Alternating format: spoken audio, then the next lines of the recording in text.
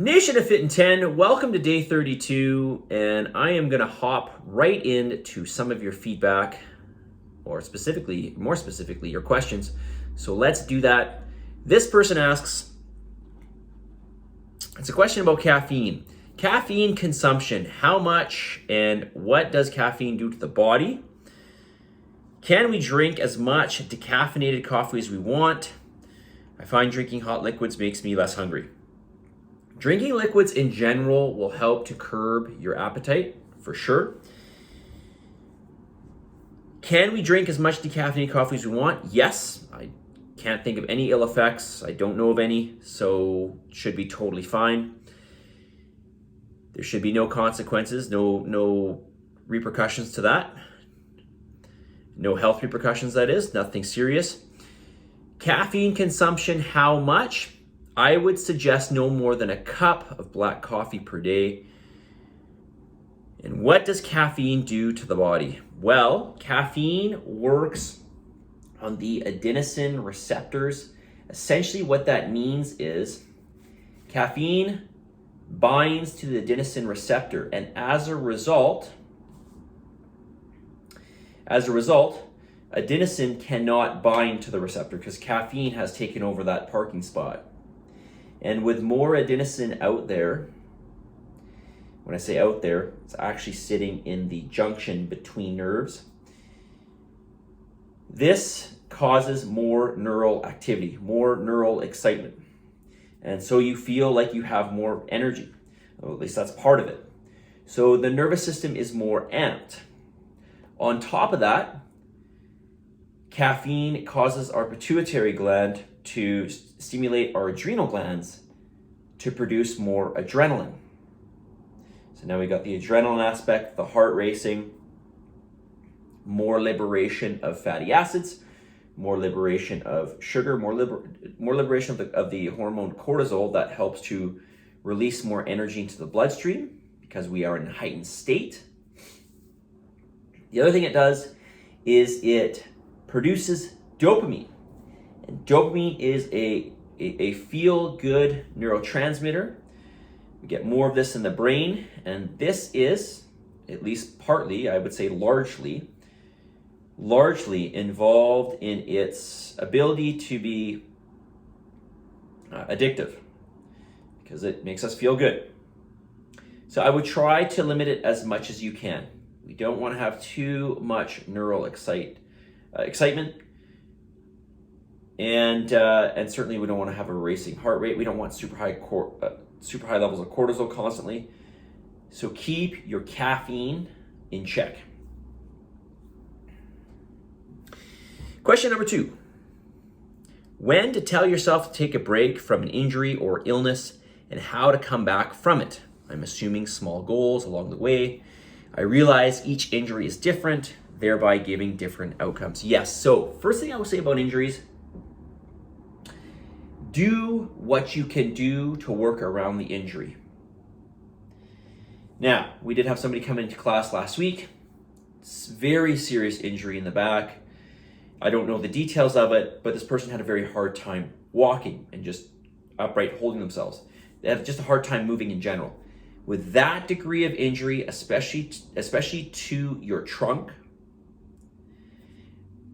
you're not in a position to work out. You're not in a position to do anything because just being mobile was extremely painful. That is a case where you just want to stay on your back. But if you have, let's say, a knee injury, or let's use a knee injury as an example, there's no reason why you can't do upper body. There's no reason why you can't do certain leg exercises.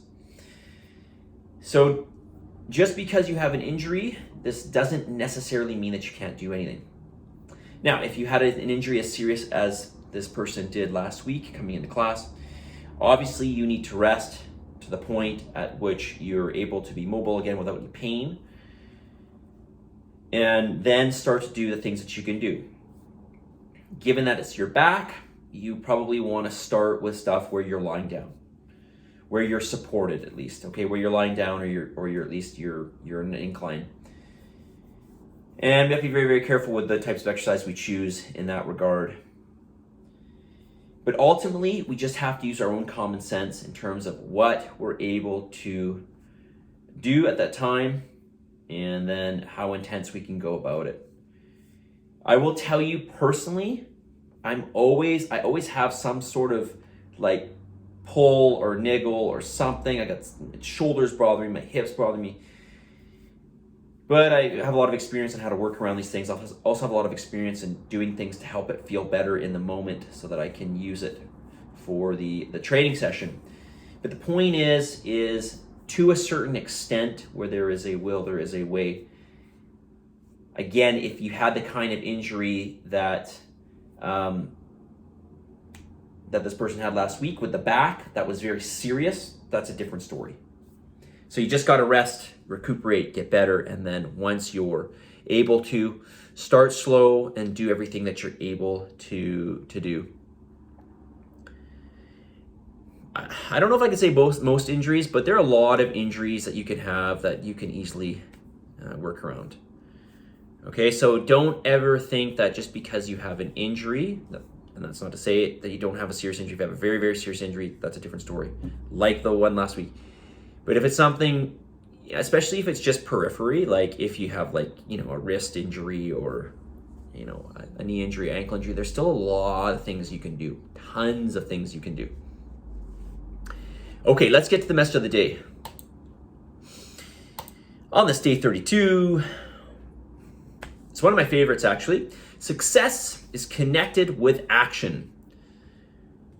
Successful people keep moving. They make mistakes. They make a lot of mistakes, but they don't quit. Remember, success, when I say success, I mean progression. Okay, there is no endpoint of success. It's really just, I guess you could say there are endpoints to success. You could have benchmarks that once you attain, you've reached that level of success. But ultimately, we're always striving for greater and greater progress. This is why it's always important to set mini goals, like in this challenge, right? We got mini goals. So I'll say it one more time. Say it one more time. Success is connected with action. Successful people keep moving. They make mistakes, but they don't quit. Keep progressing. Keep progressing. At the very least, keep maintaining. But what will really get you to advance more is that progression. However small it is, we want to keep pushing for it. Just don't stop. Don't stop. Don't quit. You will not quit, right? You will not quit. Positive energy, positive vibes. Believe in yourself. For the love of God, give some gratitude. And I will talk to you all tomorrow.